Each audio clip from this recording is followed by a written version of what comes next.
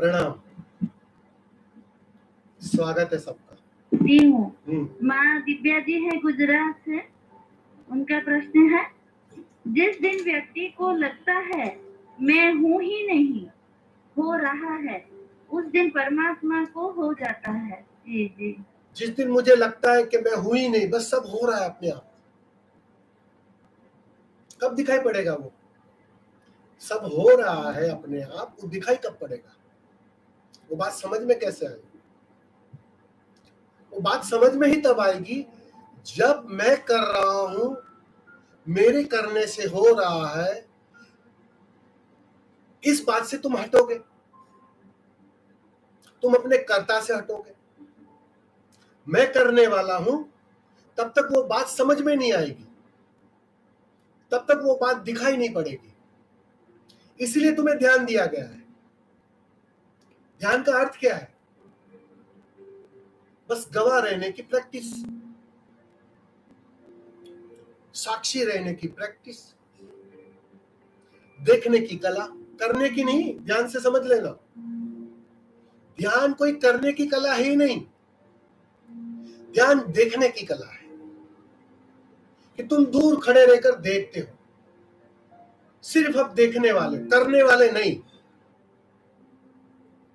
अगर कर भी रहे हो तो शरीर कर रहा है और तुम देख रहे हो। गवाह हो, हर पल गवाह की तरह मौजूद हो, साक्षी की तरह मौजूद हो। अब जो गवाह की तरह मौजूद है, साक्षी की तरह मौजूद है, उसे धीरे धीरे ये बात समझ में आने लगती है कि सारी घटनाएं घट रही है, शरीर के तल पर घट रही है, बाहर घट रही है, और मैं केवल देखने वाला हूं। देखते देखते वो भरोसा आता है कि मेरे बिना किए भी बात बन रही है, मेरे बिना किए भी घटना घट रही है,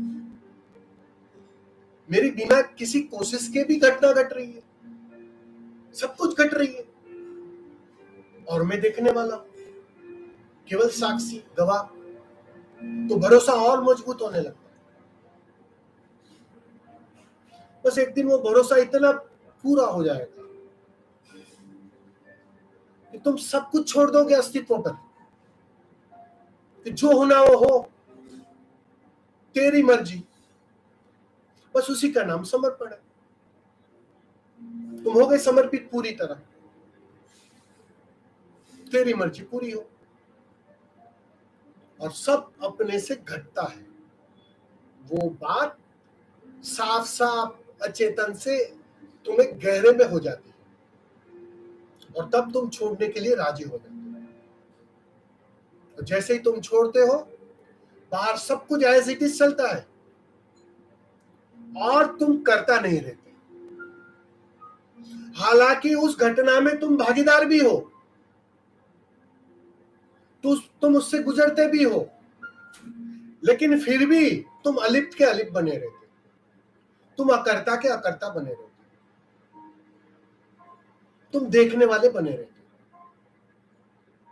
बस एक बुद्ध को वो भरोसा है, इसलिए वो बीच में नहीं आते, वो बीच में आकर कर्ता नहीं बनते,